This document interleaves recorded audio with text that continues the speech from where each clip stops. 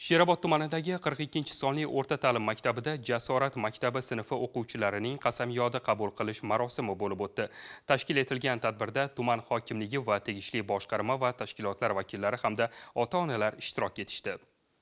Prezidentimizning o'quvchi yoshlarni chaqiruvga qadar boshlang'ich tayyorlash tizimini yangi bosqichga olib chiqish chora-tadbirlari to'g'risidagi qarori ijrosiga muvofiq maktablarda Jasorat sinflari faoliyatini yo'lga qo'yish belgilangan edi.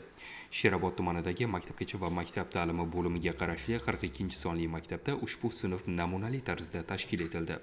Men yoshligimdan harbiy bo'lishni istagandim va Jasorat maktabi ochilganda o'sha Jasorat maktabiga imtihonlar orqali kirdim va hozir bayramimiz bo'lib o'tdi. Qasamyod qildik. Kelajakda men harbiy bo'laman va vatanimga, prezidentimga xizmat qilaman. Saralash imtihonlariga tumandagi mavjud 77 ta umumta'lim maktablaridan jami 108 nafar o'quvchilar ishtirok etishdi. Ikki bosqichli imtihon natijalariga ko'ra 26 nafar o'g'il-qizlar Jasorat sinfi o'quvchisi bo'lish baxtiga muyassar bo'lishdi.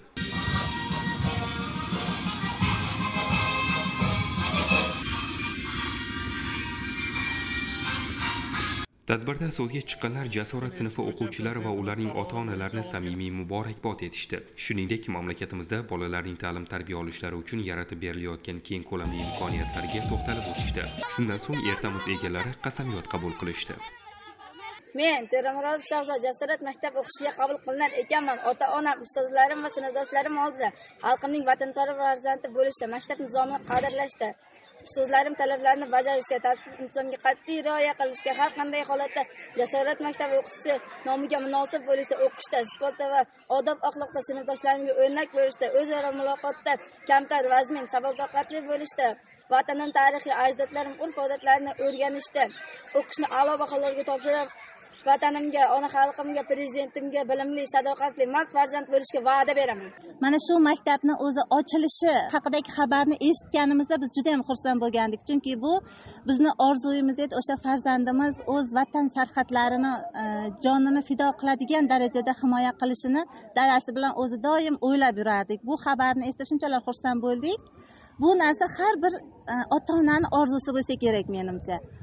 Mana bugungi o'sha biz bilardik buni farzandimizni qabul qilinishini, chunki yuqori ball bilan qabul qilindi bu maktabga. Hozir mana shu maktabda kelib maktabning sharoitlari bilan tanishdik, ko'rdik.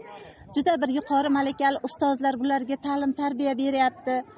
Sharoitlari biz o'ylagandan ham ziyod ekan. Xudo xohlasa mana shu bolamizning nomidan biz o'sha dadasi bilan va'da beramizki, yurtimiz uchun, ona xalqimiz uchun jonini fido qiladigan farzand bo'lib yetishadi. Buni izidan shu tengdoshlarini ham xuddi shunday bo'lib o'sha yetishishiga biz tilakdoshmiz. Ma'lumot uchun aytish kerakki, maktab qoshida tashkil etilgan Jasorat sinfi maktab ma'muriyati tomonidan barcha ta'lim standartlariga mos tarzda jihozlandi. Ishonamizki, umumta'lim maktablar qoshida tashkil etilayotgan Jasorat sinflari yoshlarning irodasini tarbiyalaydigan, ularni o'z vatani va xalqiga sadoqat ruhida tarbiyalaydigan Jasorat va matonat sinfiga aylanib bormoqda.